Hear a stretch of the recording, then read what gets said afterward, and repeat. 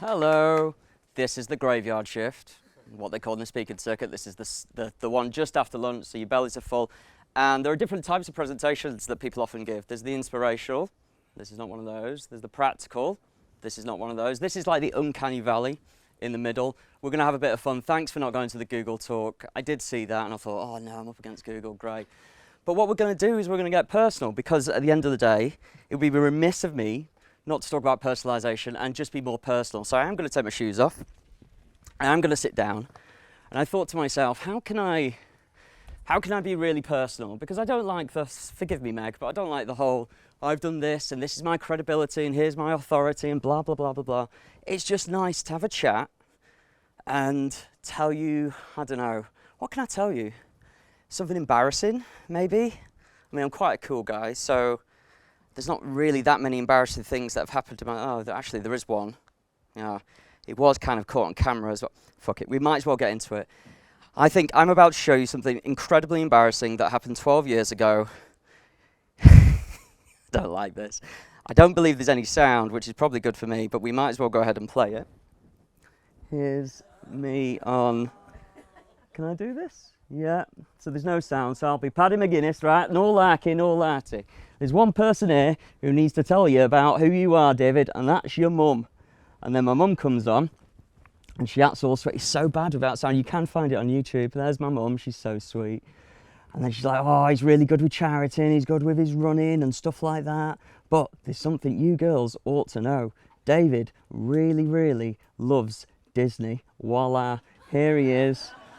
There's me, I'm embarrassed. Yep, okay, there's some Disney stuff there. Welcome, you probably have no idea what's going on. Oh, he's cute. And anyway, I think we're done with that. So yes, I admit I love Disney probably a little bit too much. I've been an inordinate amount of time, I think 35 times I've been every year of my life. I'm incredibly uncultured. And it's just my identity, it's just who I am. Don't judge me. Meg, you said it was a bit weird before, but okay, whatever. But because I've been every year, what I'm able to do is see the changes. So I can turn around and be like, oh, the price of that soda's increased by 20 cents. Oh, that door has changed colour, or that sign has moved. And what I've seen over the years is that Disney has changed for the worse. And has anyone been to Disney in, say, the past, I don't know, 3, 5 years? Yeah, a few hands. I don't know if you've noticed how overt and transparent the price gouging has become. Where what was, I don't know, you used to be able to get a bus from the airport to the hotels for free. Not anymore. Now you have to pay for that. You used to be able to park your car at the hotels, $500 a night hotels, park your car for free, pretty normal thing. Not anymore, $25 a night. And the worst of all is you used to be able to get 3 free fast passes per park, meaning you could skip the queue on some rides of your choice, completely complimentary. Not anymore. That's up to $27 per person per day. And this really makes me upset because Disney's part of my identity. Let me give you a proper example in a graph that you can't see. What you can see here is that 50 years ago, in 1971, the price of a Disney ticket was $3.50. We jump all the way 50 years and it's $179. That, for the maths bods with us, is 4,000% increase. You might be thinking, oh, David, but isn't that in line with inflation? No. Rent, wages and gas have all increased by about 1,000% over that same year-on-year period. This makes me really upset and really angry. And you might be asking, what's this got to do with personalisation? Absolutely nothing. It's all to do with relationship marketing. I love how the graphs changed there. That didn't happen yesterday. Anyway. So it's all to do with relationship marketing, where my affiliation with this brand has been turned into, I feel, something more of a number than a name. I don't feel very personal in this entire process of brand relationships. Now imagine my delight in 2019 when Disney announced their personalisation app. It was an app where it would personalise your itinerary for the day, and you could turn around and say, I don't know, I like thrill rides and Princess and the Frog, great film. And it would recommend Splash Mountain and going to meet Princess Tiana, I don't know, by the Hall of Presidents or something like that. Amazing, what a great initiative. Now, what happened and what we got in 2022 in this diagram here that you can't see is something completely different. What this actually says, I like this by the way, what this actually says is your top recommendation is to buy access to this ride for $10. Your second recommendation is to buy the queue jump for this ride for $20. And it became something that was once a personalised itinerary into something where you now have to pay for access. It felt almost exclusive, like for the rich and the elite, rather than the accessible, which isn't what Walt would have wanted. And this makes me really angry, because what happened between 2019 and 2022? Does anybody know? Of course. Something happened. Exactly. So their parks all closed, they needed more money, and what they did, they introduced initiatives like this, and their guest spending increased year on year by 40%, which meant that if you were spending $100 in the park in 2019, you were now spending $140 in the park in 2022. And sycophants like me go up and be like, oh, of course, please take my money. And they kind of rushed this into production. Do you know how I know they rushed it into production? They had some lorem ipsum text that was left there for like a week, and only the eagle-eyed viewers such as myself actually noticed that. So I did what any normal red-blooded male would do in this situation, and I interviewed 153 people. I kind of wanted to know, well, did you feel the same as me in this situation? Do you feel not just about Disney, but about brands? Do you feel as though they're all about greed, or they're nickel and diming the guest, or they're lining their own back pockets as opposed to the guest or the fan or the customer experience? And I turned all that into a book called The Person in Personalisation, which is nice and alliterative, which is all about how we are losing the person in personalisation. And that's what I want to talk about today. There's my intro, by the way. Now, considering it's 80,000 words, I thought I'd turn this into a personalised experience for everybody. And what I'm going to do in just a second is throw Mickey out in the room. Be careful, his head's a little bit wobbly. And you can choose whichever topic that you would like to talk about. You can choose diverse definitions, all alliterative. So this is all about how, we're asking, well, what the hell is personalisation? Is it slightly conceptual? Is it more tactical?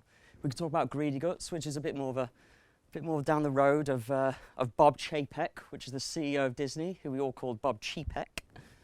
We could talk about the superb strategy, which in my opinion is the best personalisation strategy I've ever witnessed. We talk about rubbish recommendations. We talk about AI, but God, we've heard enough about AI as far as I'm concerned today. Or we could talk about the effing future. So Mickey's going to be thrown into the room. Whoever can catch him. Fabulous. Almost. What's your name? Sabrina. Nice to meet you, Sabrina. I'm David. Sabrina, what would you like to choose? I'd like to talk about the future. Right, so what you've done, Sabrina, is you've chosen the thing at the very end. Now, because I only have this clicker, I have to click through it an inordinate amount of times in order to get to the future.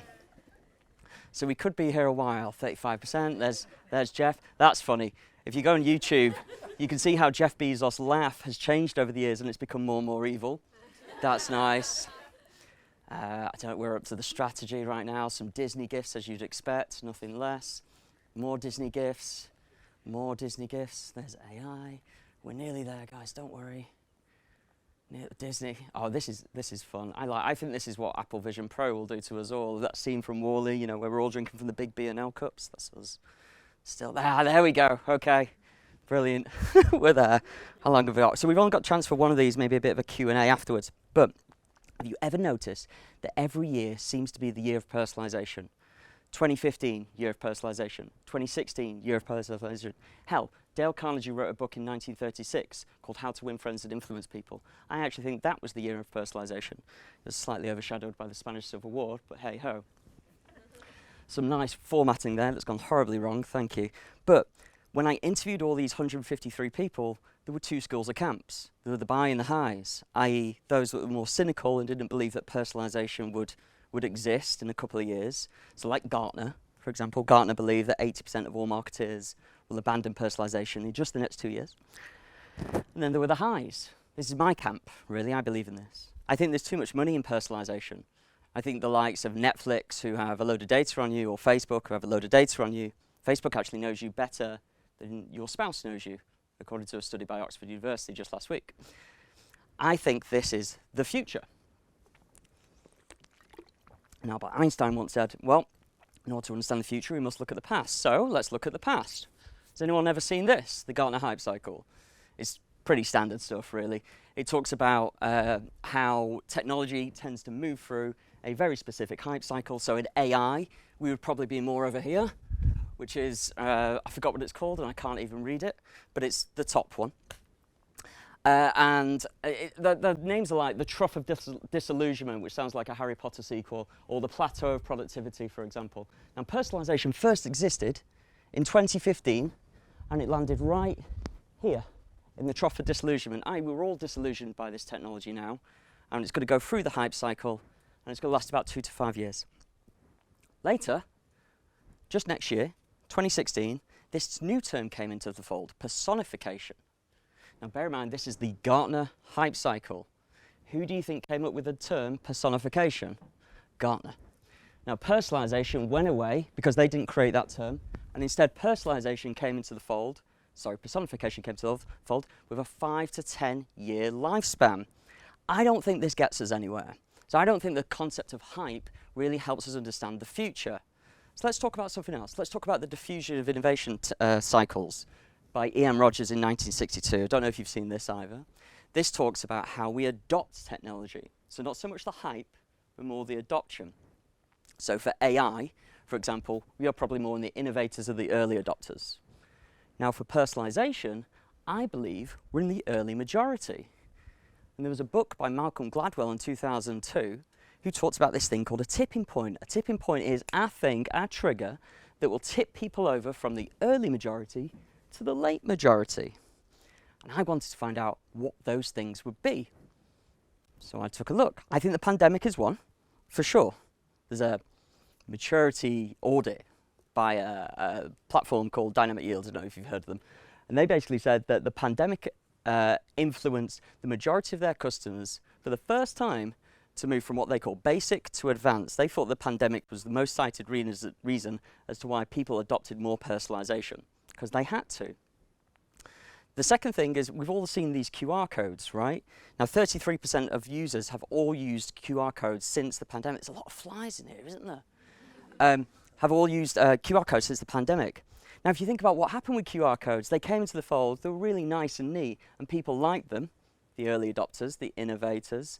And then we started to think, well, they're not much use, especially on moving buses, so we're not going to use them very much. And then something happened, a tipping point, the pandemic, where we all found out that we actually had to use QR codes because we didn't like touching each other.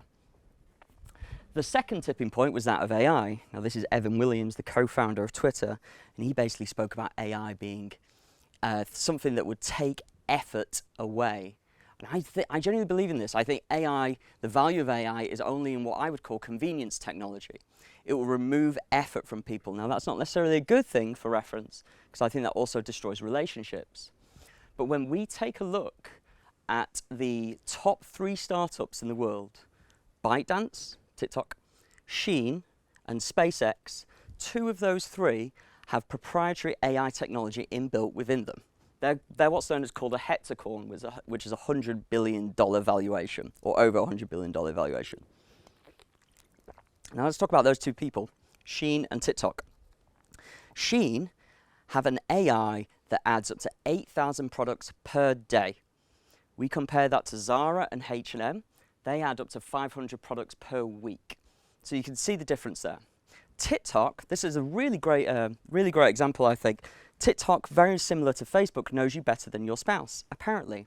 Think about all the signals that you give TikTok every 10 seconds. These are contextual little things to let them know what you like.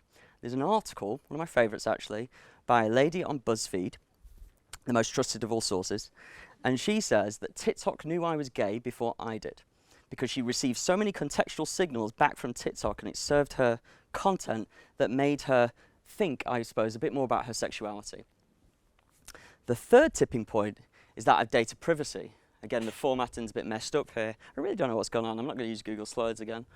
And one of my friends, David Keown, who works at Screwfix, said that data privacy is becoming harder and harder. Regulation is becoming more enforced. How on earth can we get data from our customers in order to personalize for them? I agree with David, but I disagree in the fact that that's a bad thing. I think it's a good thing. I think it will force us all to be a bit more creative in getting data to work with customers, not just saying, give me your data now so I can personalize to you. Let's work together, because at the end of the day, guys, that's what personalization is. is a communication principle that builds relationships. It's not forgetting the first 3 syllables of personalisation, personal. And unfortunately, we've just transcended into a world of recommendations and short-term tactics, and we've all jumped off the cliff with Reed and Jeff, Netflix and 5 minutes thinking, Netflix and Amazon, and we follow in their footsteps. So, where are we and where do we need to be? We are in a world of relevance. What is that world? It's a world where Mark Zuckerberg once said people might be more interested in a squirrel in their back garden than people dying in Africa. It's a world where Eli Pariser, an author, in 2011 talked about the concept of filter bubbles, where he said that the world is creating content that they want us to see, not to put my tinfoil hat on or anything, not that we want to see. There's a very good book called Andy Crouch called Reclaiming the Life We're Looking For that I found in all my research. And he spoke about this type of personalisation content. Almost, we're so dependent on the personalised, on this relevant world, relevant news, Spotify, just giving us relevant songs, that what we're actually dying for is the personal. We're dying for those relationships. So I see us moving from a world of relevance more towards a world of resonance. I love these Disney gifts. Sometimes they're a bit much, but they're cool. Where people don't want to be sold to, they want to be seen. So when we talk about the future, we talk about these 3 things really as a summary, little takeaways, whatever. I told you, it's neither practical nor inspirational. It's just a little bit of fun. And I'm sure all you want to do is ask about questions about Take Me Out. But really, personalisation won't go away. There is too much money in it. It needs time. We're just in a technology adoption cycle, that's all. Give it another 5 to 10 years, and I like to think that it changes for the better. And finally, those 3 tipping points of AI, data privacy, and the pandemic, I feel, will move us into a world from relevance to resonance. So, I think you should just all ask, when we're doing personalisation, what is your purpose? Is it designing stuff for the customer that's genuinely good for them? Or is it designing stuff for your back pocket so they can line their shareholders' back pocket and increase their share value and force people to never go to Disney ever again? Who knows? Thank you very much. No questions about Take Me Out.